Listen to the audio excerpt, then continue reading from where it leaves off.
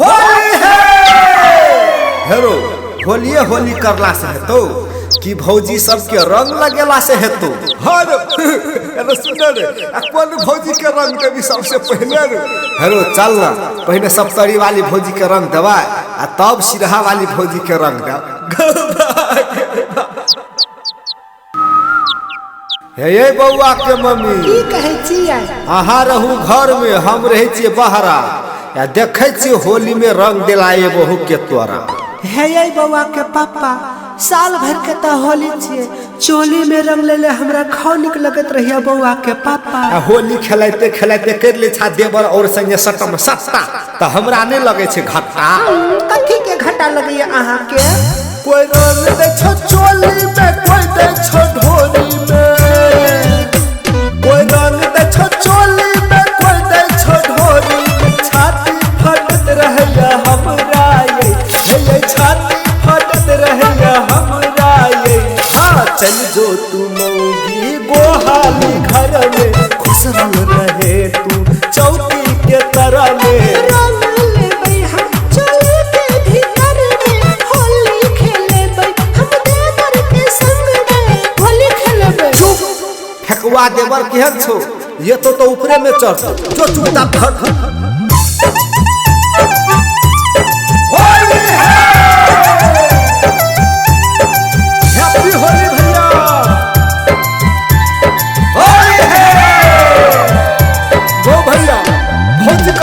फेकुआ भाई की कही भौजी के मन खराब भलो चल गलो नहीं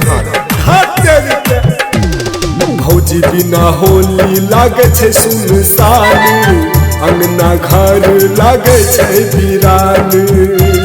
या भैया हमरा भौजी चाहिए भौजी भौजी भौजी भौजी बिना होली लागे छे सुनसान भौजी बिना अंगना घर लागे छे वीरान जो फेकुआ भाई भौजी छौ कहली घर में जो फेकुआ भाई भौजी छौ कहली घर में रंग दे भौजी के चोली के भीतर में भौजी खुश रंग छौ चौकी के तर में जो फेकुआ भाई जो भौजी के रंग दे